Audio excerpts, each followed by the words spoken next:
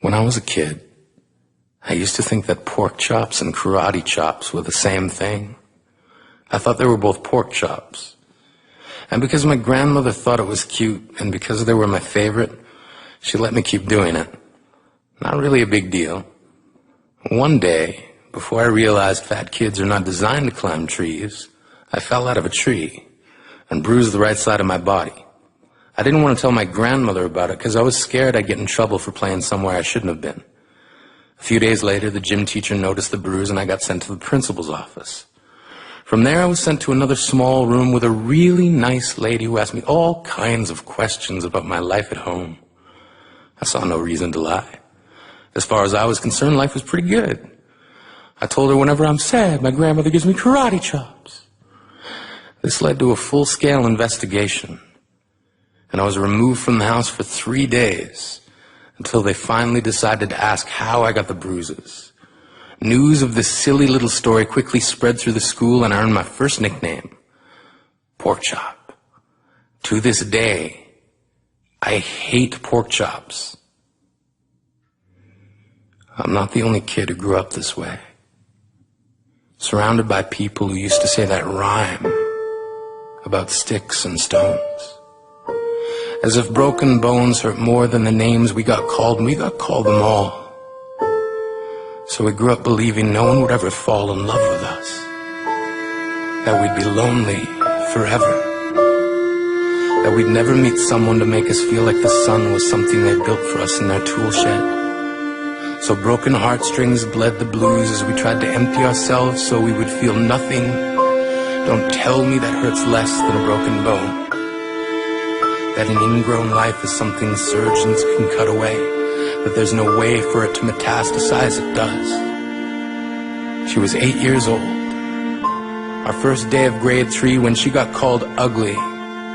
We both got moved to the back of class so we would stop getting bombarded by spitballs. But the school halls were a battleground where we found ourselves outnumbered day after wretched day. We used to stay inside for recess because outside was worse.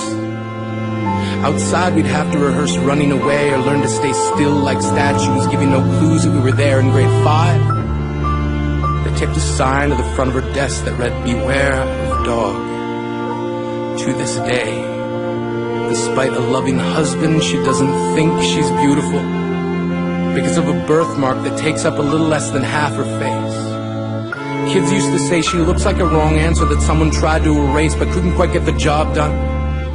And they'll never understand that she's raising 2 kids whose definition of beauty begins with the word mom.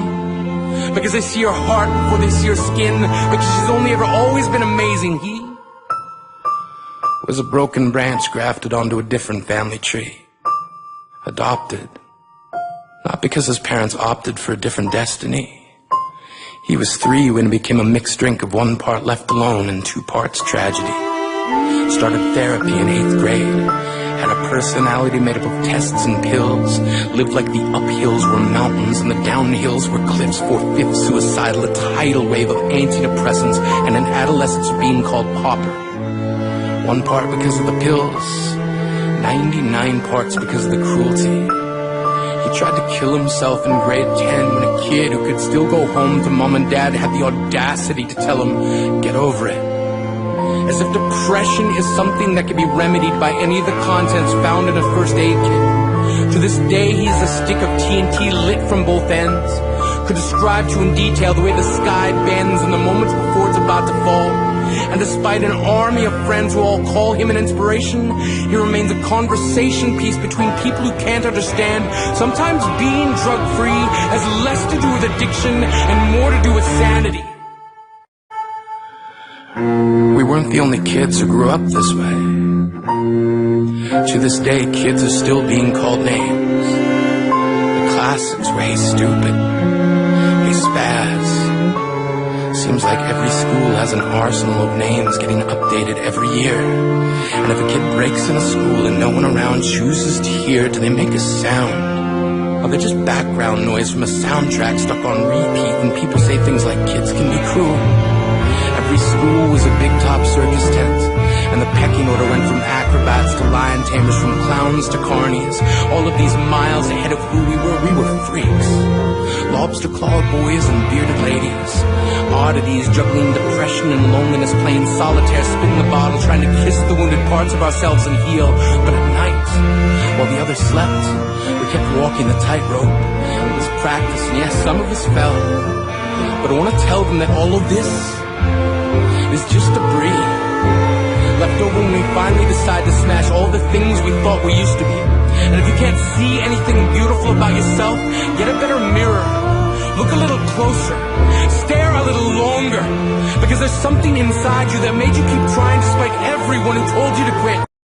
You built a cast around your broken heart and signed it yourself. You signed it. They were raw. Because maybe you didn't belong to a group or a clique. Maybe they decided to pick you last for basketball or everything. Maybe you used to bring bruises and broken teeth to show and tell but never told. Because how can you hold your ground if everyone around you wants to bury you beneath it? You have to believe that they were raw. They have to be wrong. Why else would we still be here? We grew up learning to cheer on the underdog because we see ourselves in them. We stem from a root planted in the belief that we are not what we were called. We are not abandoned cars stalled out and sitting empty on some highway.